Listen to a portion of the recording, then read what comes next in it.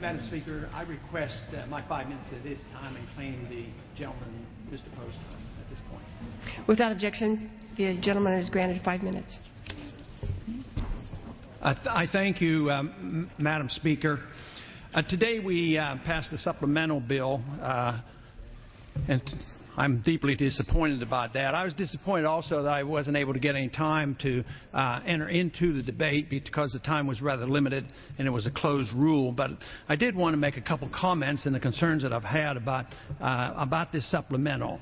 You know, when the President sent the supplemental over, it was $84.9 billion, and there were some of us that were hoping that we wouldn't be funding the war through supplementals, but it looks like that hasn't changed. That process would continue, even though there were some that believe there would be a change in the way we funded these wars.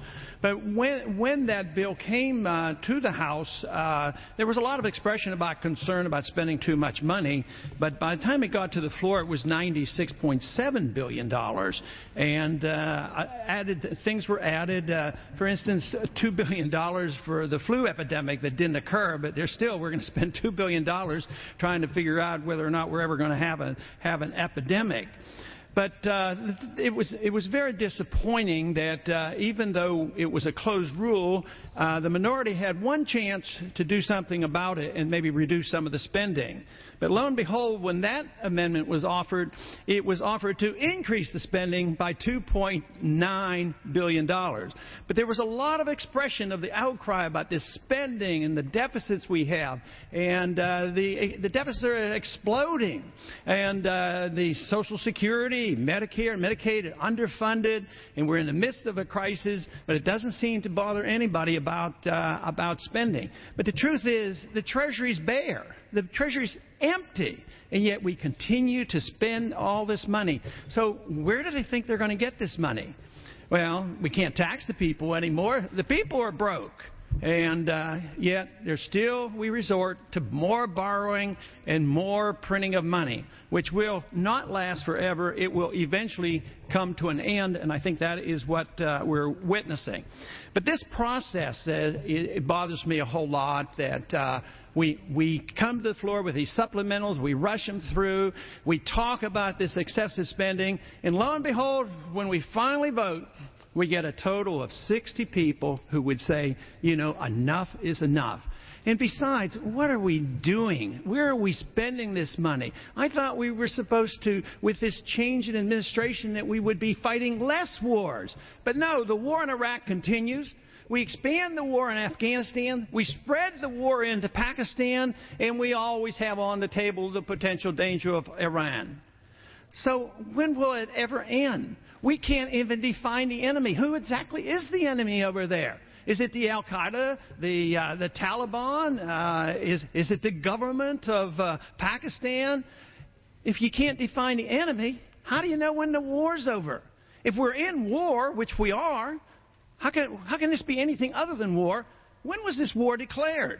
Oh, well, we got this authority 5 or 10 years ago. Who knows when? Perpetual war. This is what we're involved with. Perpetual spending. And then we say, well, we have to do that to be safe. That is what is preposterous. It's the very policy that makes us unsafe. We pursue this policy, and the more we do, the less safe we are. There's a big argument now about whether we're safer now with the new administration, or is it making us less safe. The truth is, the policies of the last 10, 15, 20 years has made us less safe.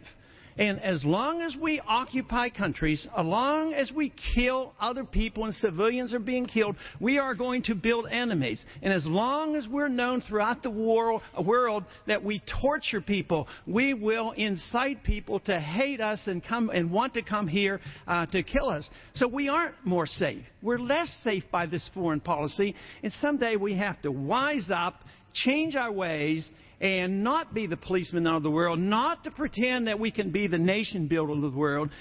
Swear off and make sure we don't torture, because you don't get worthwhile information from torture. It all does is incite people against us.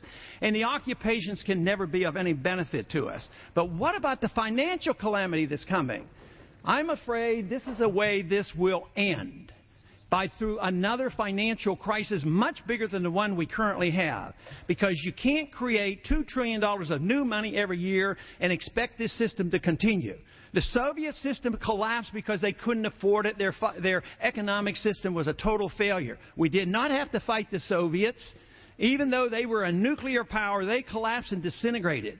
And that is what we have to be concerned about, because we cannot continue to finance this system and pursue a policy which endangers us.